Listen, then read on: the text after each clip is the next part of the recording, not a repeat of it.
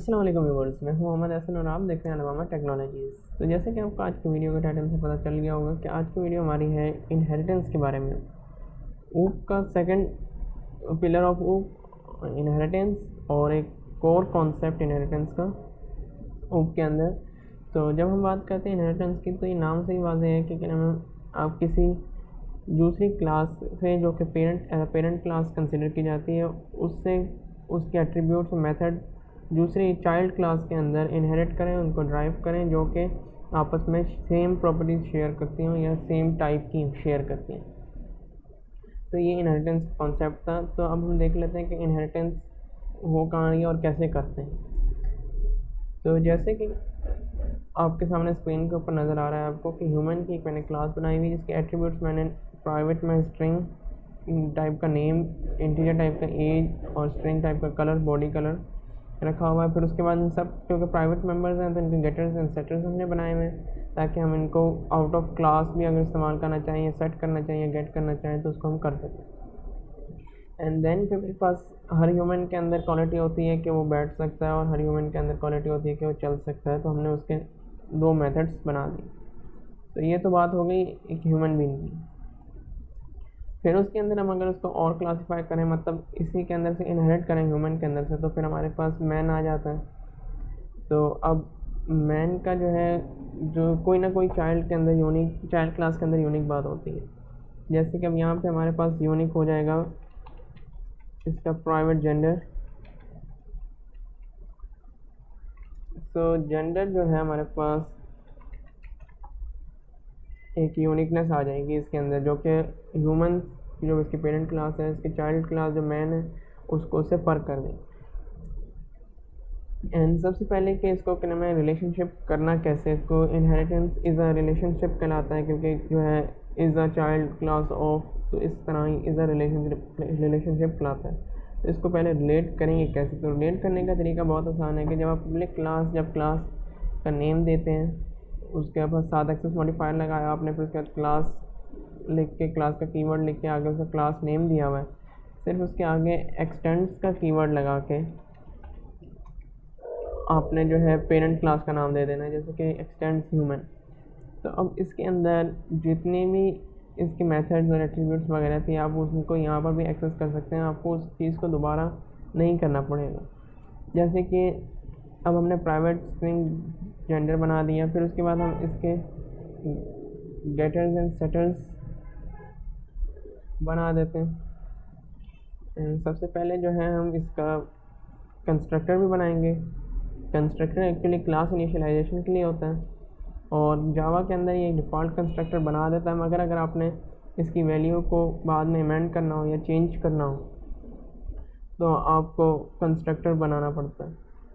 अगर आपको खुद अपनी मतलब टाइप इनिशियलाइजेशन करानी है क्लास की और उसमें कोई ना कोई जेंडर देना है पहले से ही प्रोग्राम की स्टार्टिंग में, तो आपको उसमें इनिशियलाइज कंस्ट्रक्टर बनाना पड़ता है। तो कंस्ट्रक्टर बनाना बहुत आसान है। पब्लिक एक्सेस मॉडिफायर रखेंगे यहाँ पे, जो क्लास का नेम है सेम कंस्ट्रक्टर का नेम होगा। इसके अंदर अगर आपने कोई एक जो है डिफ़ॉल्ट कंस्ट्रक्टर बन जाएगा और उसके बाद जो है पब्लिक मैन सेम। अगर आपने ओवरलोडेड कंस्ट्रक्टर बनाना है तो मुझे यहाँ पे कोई ओवरलोडेड कंस्ट्रक्टर में हम जो है स्ट्रिंग टाइप करें, स्ट्रिंग जेंडर दे देते हैं। एंड दिस का कीवर्ड इसको आपको ज़ाहिर करता है कि आपका जो है ये दिस डॉट जेंडर, क्योंकि नेम चेंज है तो हम आपको इससे कैसे पता चलेगा कि इस क्लास का जो वेरिएबल है जेंडर वो कौन सा है और पैरामीटर जेंडर कौन सा है। तो इसलिए हम दिस डॉट जेंडर लिख देते हैं। तो इसने ऑटोमेटिकली इस क्लास के जो वेरिएबल है उसको कंपाइलर को कह देता है कि इस क्लास का जो है अपने वेरिएबल की बात हो रही है। और फिर उसके बाद जेंडर जो आएगा वो ये वाला जेंडर है। तो इसको डिफ्रेंशिएट करने के लिए हम दिस का कीवर्ड लगाते हैं ताकि जो क्लास का वेरिएबल है उसको डिफ्रेंशिएट किया जा सके और जो पैरामीटर है उसको डिफ्रेंशिएट किया जा सके। तो ये तो हो गया कंस्ट्रक्टर और फिर उसके बाद गेटर्स एंड सेटर्स जेंडर के। तो अब अगर हम जैसे कि इसमें बात करें कि मैन जो है वो ज़रिमत है चल भी सकता है और जो है वो बैठ भी सकता है। इसकी क्वालिटी ये थी कि क्या नाम है, उसका जेंडर फ़र्क था, उसका जेंडर को हमने दे दिया, इसका जेंडर हमने जो है इधर से दे दिया। अब आप जो है इसको जब प्रोग्राम मेन क्लास में रन करेंगे तब आप इसको कंस्ट्रक्टर को वैल्यू भी दे सकते हैं कि इसका जेंडर क्या है। अब अगर आप इसको एक परमानेंट वैल्यू देना चाहते हैं तो आप इसको परमानेंट वैल्यू भी दे सकते हैं, जो कि सिर्फ ऐसे है कि this dot gender is equal to male.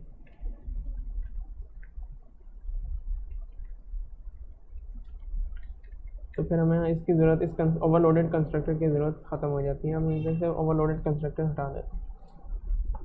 तो सिंपली अब ये तो हमारा हो गया कि जेंडर मेल है। जब भी जेंडर जो है मेल के इक्वल होगा आपकी ये वाली क्लास आ जाएगी। तो अब जो है यहाँ पर अगर कहना है जैसे कि आपने इसको कहना है स्ट्रिंग एक पब्लिक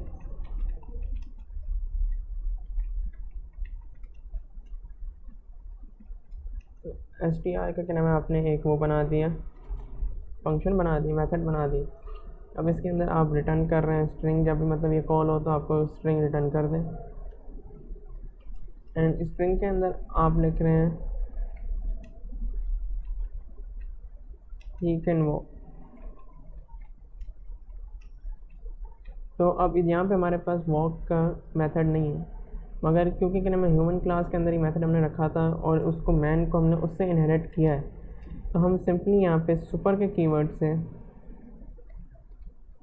यहाँ पर वॉक का वो ले सकते हैं। जैसे कि यहाँ पे हमारे पास सेट का आ रहा है, ये हमारे पास वॉक का।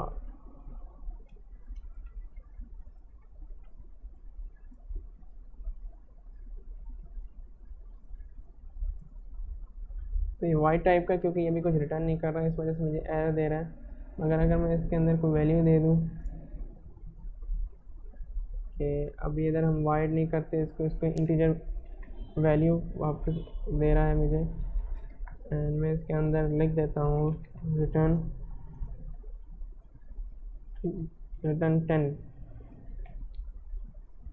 तो इंटीजर टाइप की वैल्यू हमें रिटर्न कर रहा है और ये हमारा यहाँ से एरर रिमूव हो गया, क्योंकि वो रिटर्न टाइप नहीं दे रहा था इस वजह से हमें, क्योंकि रिटर्न टाइप नहीं दे रहा था इस वजह से हमें मसला कर रहा था। तो अब यहाँ पर जो ही कैन वो आगे ये जो है 10 प्रिंट करके दे देगा जब ये स्ट्रिंग कॉल होगा। तो यहाँ पे हमारा जो है इनहेरिटेंस का फ़ायदा हमें ये होता है कि हमारे पास काफ़ी सारी चीज़ें जो हैं वो हमें लिखनी फिर दोबारा नहीं पड़ती, जो कि कॉमन है। जैसे ह्यूमन बीइंग के अंदर वॉक और सेट का कॉन्सेप्ट कॉमन है, तो हमें वॉक और सेट का कॉन्सेप्ट हर मैन वुमेन और हर अलग अलग क्लासेस के लिए नहीं बनाना पड़ेगा। सिर्फ एक हमने मेन क्लास के अंदर, प्राइमरी क्लास के अंदर बना के रख दिया।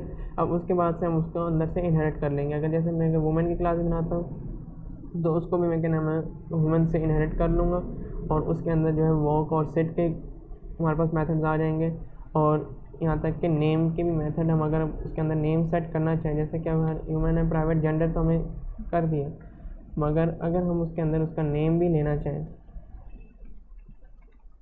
जैसे कि हमने पब्लिक मैन के कंस्ट्रक्टर ओवरलोडेड कंस्ट्रक्टर बना दिया, और अब हमें जो है यहाँ पे पैरामीटर चाहिए नेम, और इंटीजर टाइप का पैरामीटर चाहिए हमें एज।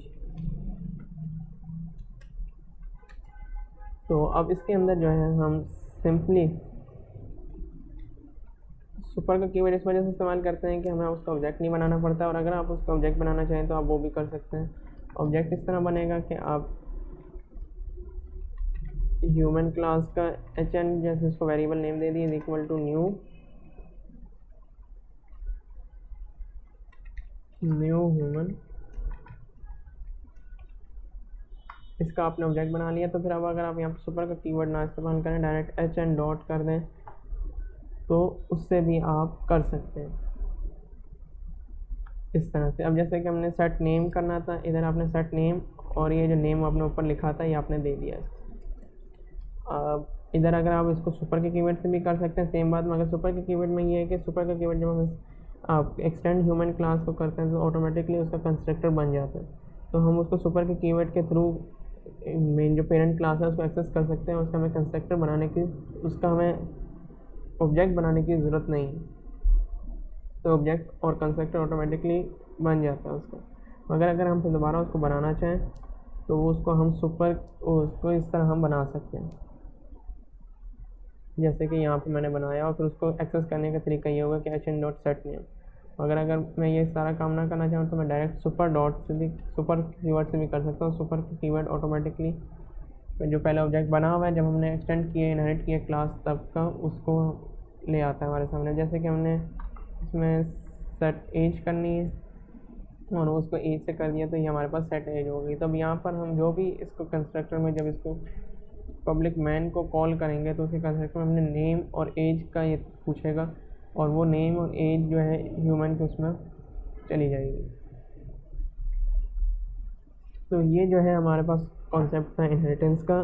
तो इनहेरिटेंस में पेरेंट क्लास के कई चाइल्ड हो सकते हैं, जैसे कि अभी ह्यूमन का मैन हो सकता है चाइल्ड क्लास, और उसके अंदर आगे हम वुमन कर सकते हैं, वो भी ह्यूमन के अंदर ह्यूमन को इनहेरिटेड क्लास होगी।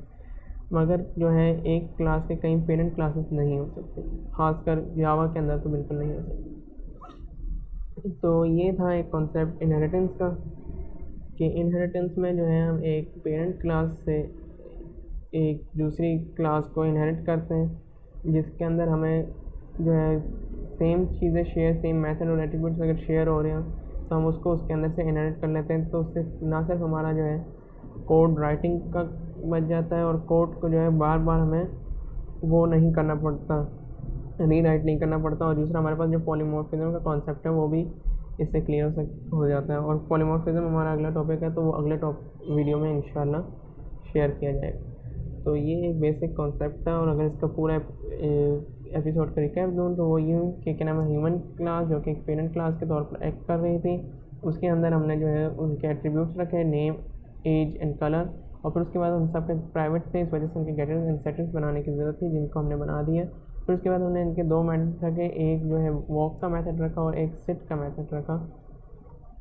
और फिर उसके बाद हमने जो है एक मैन क्लास बनाई जिसको हमने एक्सटेंड ह्यूमन किया है, यानी कि ये वो कीवर्ड है जिससे आप इसको ह्यूमन क्लास के साथ इज़ अ रिलेशनशिप या इनहेरिटेंस रिलेशनशिप में अटैच कर देते हैं। और यहाँ पे हमने मैन क्लास को ह्यूमन क्लास के साथ एक्सटेंड के कीवर्ड के थ्रू इज़ अ रिलेशनशिप या इनहेरिटेंस रिलेशनशिप में बाउंड कर दिया, और मैन जो है अब ह्यूमन से इनहेरिटेड है। और जैसे कि चाइल्ड क्लास की कोई ना कोई या सब क्लास या चाइल्ड क्लास की कोई ना कोई एक यूनिक प्रॉपर्टी होती है, तो यहाँ पर मैन की जो यूनिक प्रॉपर्टी थी वो उसका जेंडर था, जो उसको ह्यूमन क्लास से अलग कर रहा था। क्योंकि अगर आपकी कोई यूनिकनेस नहीं है तो फिर फ़ायदा नहीं है चाइल्ड क्लास बनाने का, और चाइल्ड हमेशा कोई ना कोई यूनिक प्रॉपर्टी रखता है, जैसे कि यहाँ पर जेंडर। और फिर उसके बाद हमने जो है पहले एक मैन का कंस्ट्रक्टर बना दिया। कंस्ट्रक्टर क्लास इनिशियलाइजेशन के लिए होता है और वैसे ही ऑटोमेटिक कंस्ट्रक्टर बन जाता है, और उसमें इंटीजर टाइप है तो 0, डबल है तो 0, अगर स्ट्रिंग है तो वो नल वैल्यूज़ वेरिएबल्स में स्टोर कर देता है। मगर अगर आप उसको अपनी वैल्यू देना चाहें, जैसे मैंने कि यहाँ पे मेल देनी थी, यहाँ पर मैंने एक उसका कंस्ट्रक्टर बना के जिसके अंदर कोई पैरामीटर उसने नहीं लिए, सिर्फ मेल जेंडर को मेल के स्ट्रिंग के साथ अटैच कर दिया, वो बना दिया।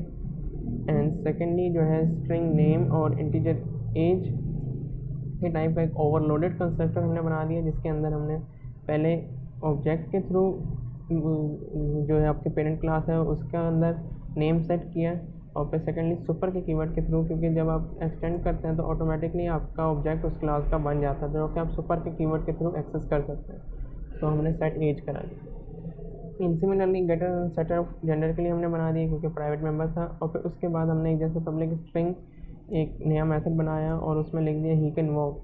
तो ये सुपर डॉट वॉक मतलब पेरेंट क्लास का जो डॉट वॉक वाला मेथड था वो हमने डायरेक्ट उठा लिया, क्योंकि ह्यूमन और मैन हो या वुमन हो, ह्यूमन है और ह्यूमन जो है वॉक कर सकता है, तो एक उसकी मतलब दोनों एक कलेक्टिव प्रॉपर्टी थी। तो हमने जो है उसको ह्यूमन जो पेरेंट क्लास है उसे डायरेक्ट जो है इधर ड्राइव कर लिया, और हमें उस कोड को फिर दोबारा लिखना नहीं पड़ा, जो कि एक इनहेरिटेंस का कॉन्सेप्ट है कि कोड राइटिंग कम हो जाती है। और पॉलीमॉर्फिज्म कि आप एक ही जैसे पहले यूज़ ह्यूमन में कर रहे थे उसको फिर दोबारा आप मैन में भी यूज़ कर रहे हैं, मगर इसके अंदर आप उसको चेंज कॉन्सेप्ट में कर रहे हैं कि आप उसको दूसरी क्लास में इस्तेमाल करें, फिर दोबारा अलग अलग जगहों पे इस्तेमाल कर सकते हैं। मतलब आपकी कोड राइटिंग इसमें इनहेरिटेंस के टॉपिक में कम हो जाती है। और पॉलीमॉर्फिज्म का टॉपिक ये होता है कि आप एक चीज़ को अलग अलग तरीके से इस्तेमाल कर सकते हैं। तो यहाँ पे अगर पॉलीमॉर्फिज्म का कॉन्सेप्ट देखा जाए तो हम सुपर डॉट वॉक का जो मेथड है इसको फिर दोबारा रीराइट कर देंगे तो वो पॉलीमॉर्फिक हो जाएगा। तो ये एक छोटा सा कंसेप्ट है। उम्मीद करता हूँ आपको वीडियो अच्छी लगी है तो इसको लाइक करें, शेयर करें और चैनल को सब्सक्राइब करें ताकि आप अगली कोई भी आने वाली वीडियो मिस ना करें। टिल द नेक्स्ट वीडियो, अल्लाह हाफिज़।